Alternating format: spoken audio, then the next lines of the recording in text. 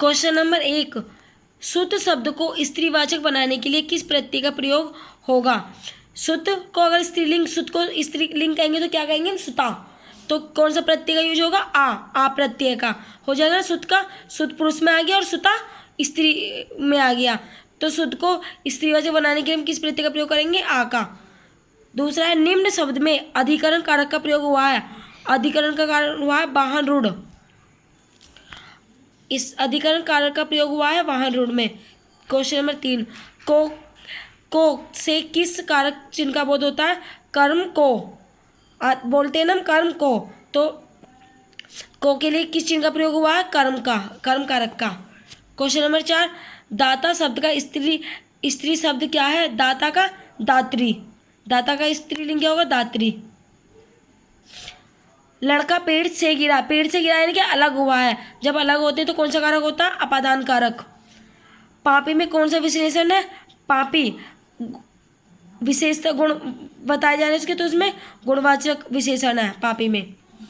व्युत्पत्ति के आधार पर संज्ञा के कितने वेद होते हैं? व्युत्पत्ति के आधार पर संज्ञा के 5 वेद होते हैं। व्युत्पत्ति के आधार पर संज्ञा के 5 वेद होते हैं। क्वेश्चन नंबर 8, हिंदी के शब्दों का लिंग निर्धारण किसके आधार पर होता है? क्रिया के। हिंदी के शब्दों का लिंग निर्धारण किसके आधार पर होता है? क्रिया के। कारक के कितने भेद हैं? कारक के 8 भेद हैं। कारक के 8 भेद हैं। कवि का स्त्रीलिंग है। कवि का स्त्रीलिंग क्या होगा? कवियत्री। कवियत्री। कवियत्री। सर्वनाम के कितने भेद होते हैं? सर्वनाम के 6 भेद होते हैं। सर्वनाम के 6 भेद होते हैं। आकाश पाताल के बीच लगने वाला चिन्ह है योजक चिन्ह।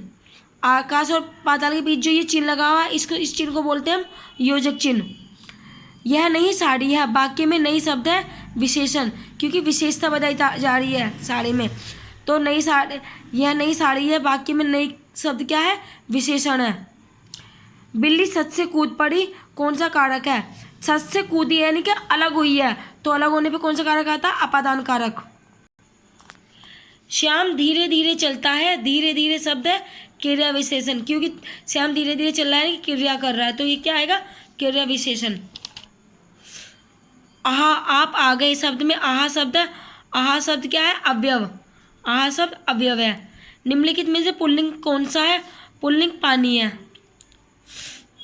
नदी स्त्रीलिंग है। इलायची ये भी स्त्रीलिंग है। प्यास ये भी स्त्रीलिंग है, लेकिन जो पानी है वो हमारा पुल्लिंग में आएगा। हरियाली है। हरियाली भावेग, तो हरियाली क्या है? भाववाचक संज्ञा है। निम्नलिखित भाववाचक संज्ञा नहीं है। भाववाचक संज्ञा कौन सी नहीं है? अफ्रीकी। दौड़ रहे हैं, उसमें भाव है। बचपन ये भाव है। चोरी ये भी भाववाचक संज्ञा है, लेकिन अफ्रीकी भाववाचक संज्ञा नहीं है। बंधुत्व किस प्रकार की संज्ञा का उदाहरण है? बंधुत्व। बंधुत्व भाववाचक संज्ञा का उदाहरण है। पूर्व दिशा किसका रूप है? पूर्व दिशा व्यक्तिवाचक संज्ञा का रूप है। घी कौन सी संज्ञा है? घी। घी यानी कि जिसमें नापतोल की जाती है। नापतोल किस में की जाती है? द्रव्यवाचक संज्ञा में। जिसमें नापतोल की जाती है लेकिन उसे गिना नहीं जाता, वो होती है द्रव्यवाचक संज्ञा। समूहवाचक संज्ञा का उदाहरण है समूह, मतलब कि एक समूह में से कक्षा के छात्र, सेनाओं का दल, तो ये क्या? गुच्छ। अंगूर।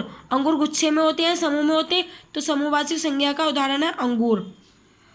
हे रमेश यहाँ आओ, इस वाक्य में कौन सा कारक है? हे रमेश यहाँ आओ संबोधन करके पुकारा जा रहा है, तो इसमें संबोधन कारक है। चिड़िया का बहुवचन है होगा। चिड़िया का बहुवचन चिड़िया होगा। गीता हाथ से मारती है, इस वाक्य में कौन सा कारक है?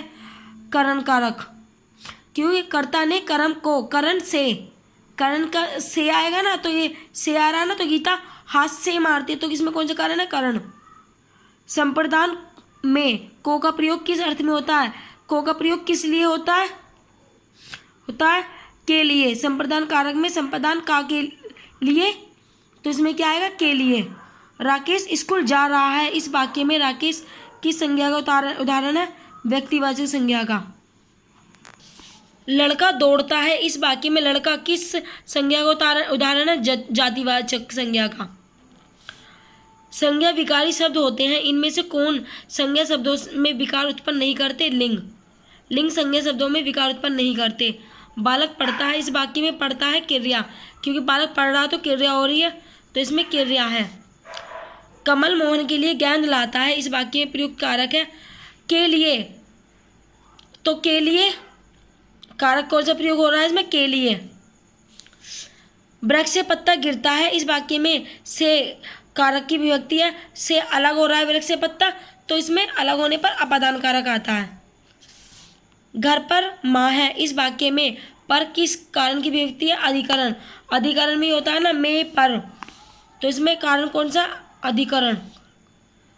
राम ने कहा वह बाजार जा रहा है, इस वाक्य में वह है, वह क्या है इसमें? सर्वनाम। मैं यह काम आप ही कर लूँगा, इस वाक्य में आप किस सर्वनाम का उदाहरण है? निजवाचक सर्वनाम का। संज्ञा या सर्वनाम की विशेषता वाले बताने वाले शब्दों को विशेषण कहते हैं। संज्ञा या सर्वनाम की विशेषता बताने वाले शब्दों को विशेषण कहते हैं। उसका कोट पुराना था, इस वाक्य में पुराना शब्द है विशेषण। निम्नलिखित में से कौन विशेषण का भेद नहीं है? पुरुषवाचक, क्योंकि पुरुषवाचक संज्ञा है, विशेषण नहीं है। गुणवाचक विशेषण है, सार्वभौमिक विशेषण है, परिणामवाचक विशेषण, लेकिन ये संज्ञा है, विशेषण नहीं है। क्वेश्चन नंबर 40, क्रिया का वह रूपांतरण जिससे कर्ता कर्म और भाव के अनुसार परिवर्तन हो उसे कहते हैं वाच्य। क्रिया का वह रूपांतर जिससे कर्ता कर्म और भाव के अनुसार परिवर्तन हो उसे कहते हैं वाच्य। 41, निम्नलिखित में से कौन काल का भेद नहीं है? आधुनिक काल, ये कोई काल का भेद नहीं है। काल के 3 भेद होते हैं, वर्तमान काल, भूतकाल, भविष्य काल। वह बाजार जाता है, इस वाक्य में निहित काल है वर्तमान काल, क्योंकि वो बाजार जाता है, ता आ रहा है, तो यानी कि वर्तमान की बात हो रही है। राम धीरे धीरे पढ़ता है, इस वाक्य में धीरे धीरे क्या है? क्रिया विशेषण। तोड़ना किस प्रकार की क्रिया है? प्रेरणार्थक। तोड़ना किस प्रकार की क्रिया है? प्रेरणार्थक। अपनाना किस प्रकार की क्रिया है? नाम धातु। अपनाना या नाम देना किसी चीज़ को, तो ये किस प्रकार की क्रिया है? नाम धातु। किस वाक्य में सकर्मक क्रिया है? शिक्षक ने छात्र को पढ़ाया, ये सकर्मक क्रिया है। किस वाक्य में कृतवाच्य का प्रयोग हुआ है? ममता पुस्तक पढ़ती है, इसमें कृतवाच्य का प्रयोग हुआ है। क्रिया के मूल रूप को क्या कहते हैं? धातु। क्रिया के मूल रूप को धातु कहते हैं। किस वाक्य में कर्मवाच्य का प्रयोग हुआ है? कर्मवाच्य का प्रयोग किस में हुआ है? राम द्वारा पत्र पढ़ा जाता है। लिखा नहीं जाता वाक्य में कौन सा वाच्य है? भाववाच्य, क्योंकि वहाँ भाव उत्पन्न हो रहा है तो वहाँ भाववाच्य आएगा। इनमें से किस वाक्य में संदेहार्थ क्रिया का रूप प्रयुक्त हुआ है? तुमने अखबार पढ़ा होगा, इसमें। अनुकरण क्रिया नहीं है, झुठलाना। अनुकरण क्रिया नहीं है, झुठलाना। कौन सा शब्द क्रिया विशेषण है? धीरे धीरे। धीरे धीरे क्रिया विशेषण है। परिणामवाचक क्रिया विशेषण अवयव है अत्यंत। परिणामवाचक क्रिया विशेषण अवयव क्या है? अत्यंत। परिसमन्वयी शब्द में कौन से विशेषण का बोध होता है? गुणवाचक विशेषण का। परिसमन्वयी शब्द में कौन से विशेषण का बोध होता है? गुणवाचक विशेषण का। वह गलत होने से डरती है, वाक्य में उचित क्रिया शब्द आएगा बहुत। वह गलत होने से बहुत डरती है। यह मेरा है कि आज वर्षा अवश्य होगी। यह मेरा है क्या? अनुमान। यह मेरा है अनुमान कि आज वर्षा अवश्य होगी। सभी श्रोता यथास्थान बैठे थे। व्याकरण की दृष्टि से इस वाक्य में स्थूलांकित पद यथास्थान क्या है? अवयव। कवि का शुद्ध स्त्रीलिंग शब्द क्या होगा? कवयित्री। कवि का शुद्ध स्त्रीलिंग होगा कवयित्री। निम्नलिखित स्थान की पूर्ति के लिए उपयुक्त कारक चिन्ह का प्रयोग कीजिए। प्रत्येक प्रश्न 4 संभावित उत्तर दिए गए हैं के प्रत्येक प्रश्न के 4 संभावित उत्तर दिए गए हैं। मानव शब्द के लिए उपयुक्त भाववाचक संज्ञा का चयन कीजिए। मानवता। मानव शब्द के लिए उपयुक्त भाववाचक संज्ञा कौन सी होगी? मानवता। निम्न विकल्पों में से सकर्मक क्रिया का चयन कीजिए। छूटना। छूटना ये सकर्मक क्रिया है। लेटना, पिघलना, तड़पना ये अकर्मक क्रिया, और छूटना सकर्मक क्रिया है। पीयूष राम को पीट रहा है, इसमें स्थूलांकित शब्द में कारक है कर्ता, क्योंकि को आ रहा ना, कर्ता ने कर्ता है इसमें राम, तो इसमें राम क्या है? कर्ता। वह कौन सा शब्द है जो प्राय बहुवचन में प्रयुक्त होता है? प्राण। प्राण हमेशा बहुवचन में प्रयोग होते हैं। देव ये एक वचन, नक्षत्र एक वचन, छात्र एक है। निम्नलिखित में से किस ग्रंथ का एक प्राय पुल्लिंग है? क्या ये ग्रंथ? निम्नलिखित में से किस शब्द का एक प्राय पुल्लिंग है? ग्रंथ का।